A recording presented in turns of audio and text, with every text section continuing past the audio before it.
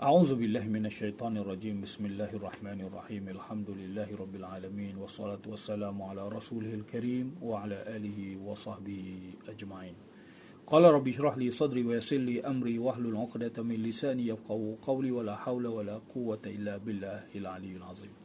Tuan-tuan dan puan-puan yang dirahmati Allah, Assalamualaikum warahmatullahi taala wabarakatuh.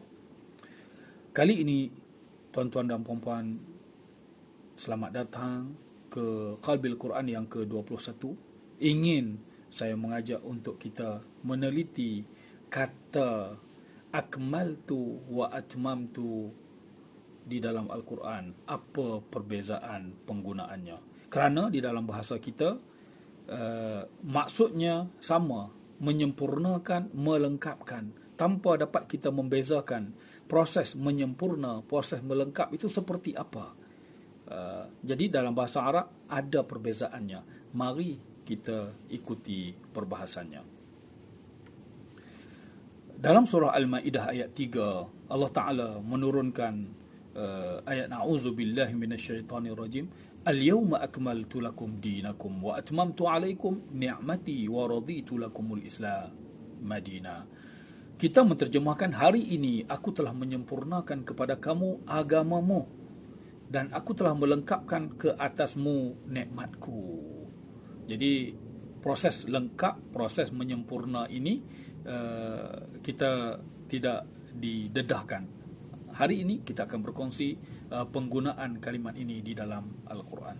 Sejarah ayat ini diturunkan.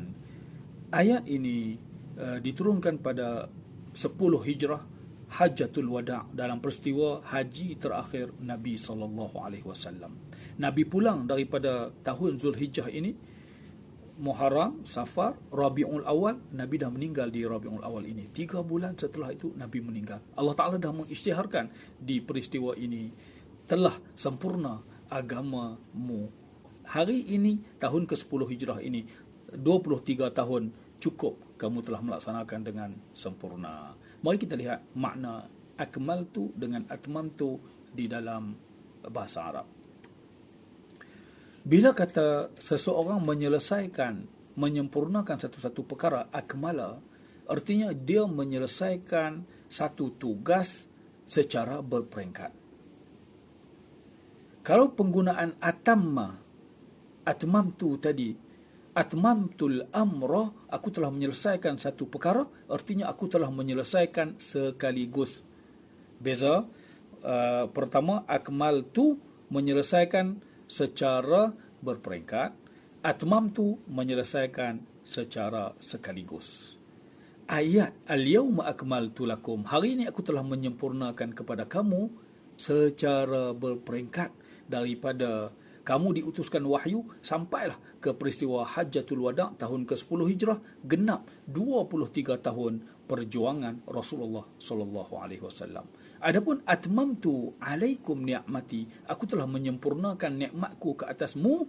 Allah Ta'ala telah menulis nikmat itu kepada kita di dalam buku catatan kita ketika mana kita dilahirkan, umur kita 40 hari di dalam perut ibu, dah diulang tulis. Sebelumnya ditulis di Lauh Mahfuz, nikmat kamu di atas dunia seperti ini. Kamu, Allah Ta'ala setelah tulis itu, terus dia bagi nikmat tu, atmam tu aku dah bagi sekaligus. Daripada aku tulis dulu sampai hari ini, sampai tamat riwayat kamu, nikmat aku telah sempurna kepadamu, sekaligus diberi. Tetapi akmala tadi membawa makna tugasnya berperingkat. Mari kita tengok ayat lain yang bercerita tentang perkara ini menggunakan kalimat akmala dan atamma. Dalam ayat berkaitan dengan puasa, Al-Baqarah ayat 15, Syahrul Ramadan allazi unzila fihi al-Quran hudan lin-nasi wa bayyinatin minal huda wal furqan faman syahida minkumu syahra falyasum. Siapa yang hadir menyaksikan peristiwa Ramadan ini, datang Ramadan, dia kena puasa. Tapi waman kana maridan aw ala safarin, siapa yang tak mampu puasa kerana sakit ataupun dia bermusafir, fa'iddatum min ayyamin ukhar, dia boleh bilangan yang dia tinggal tadi dia sempurnakan di hari yang lain. Jadi Allah Ta'ala kata apa? Yuridullahu bikumul yusra wa la yuridu bikumul usra. Allah Ta'ala menginginkan kemudahan kepada kamu. Allah Ta'ala tidak menginginkan kepayahan kepada kamu. Walitukmilul iddata. Hendaklah kamu sempurnakan secara berperingkat bilangan Ramadan yang kamu tertinggal itu. Mana dia selesaikan di dalam bulan lain. Masih boleh. Mana dia puasa guna akmala litukmilu, supaya kamu sempurnakan di bulan yang lain bilangan yang kamu tertinggal dalam Ramadan yang lalu kerana sakit, kerana safar atau kerana perkara yang lain. Kalimat litukmilu. Jadi menyempurnakan boleh di bulan lain. Masih dalam bab puasa, itu puasa yang tadi, puasa yang tertinggal di dalam bulan Ramadan boleh dibuat di bulan lain. Ini guna kalimat atammu pula. Tadi guna akmala, sekarang jadi guna atimmu. Daripada kalimat akmal tu wa atmam tu yang kita bahas di peringkat awal tadi. Kulu washrabu hatta yatabayyana lakumul khaytul abyadu minal khaytil aswadi minal fajr summa atimmu siyama ilal lail. Surah Baqarah ayat 187. Kamu hendaklah menyempurnakan puasa ilal lail, daripada naiknya hatta yatabayyana lakum, sehingga naiknya fajar. Kamu kena sempurnakan sehingga malam. Atimmu kena selesaikan sekaligus. Artinya, kamu tak boleh melakukan puasa ini berperingkat. Contohnya, puasa sampai 10 pagi, makan dulu, sambung balik puasa, niat puasa balik.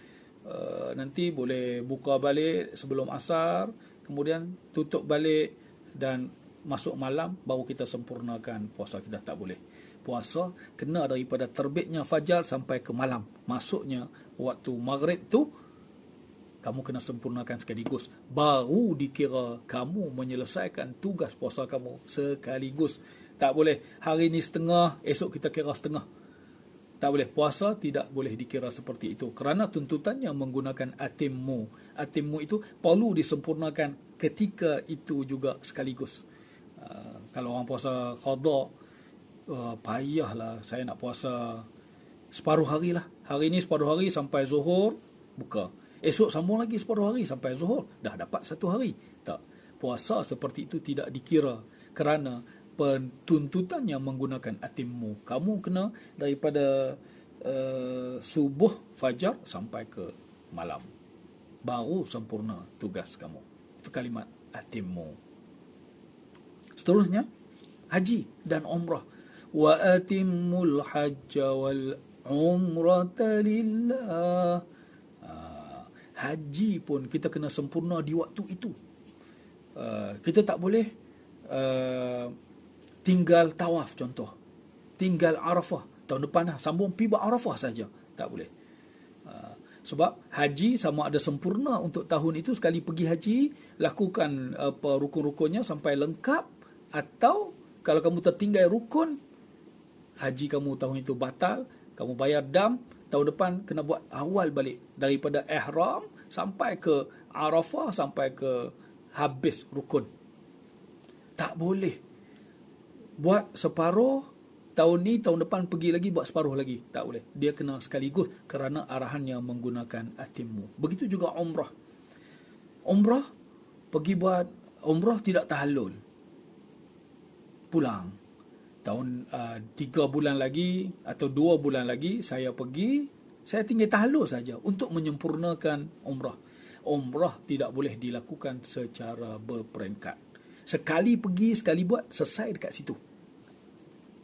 Sama dengan haji. Sebab arahannya menggunakan atimmu. Kalau menggunakan akmilu, baru boleh dalam proses yang panjang. Ini penggunaan atimmu dan penggunaan akmilu, akmaltu, atmamtu. Arahannya seperti itu.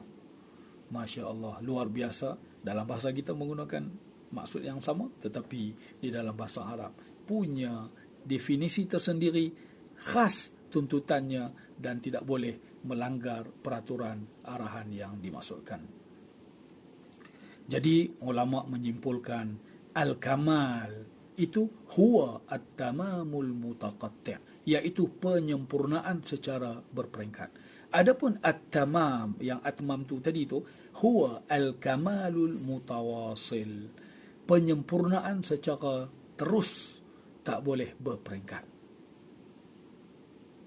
Semoga bermanfaat dan dapat kita hayati bagaimana indahnya Al-Quran.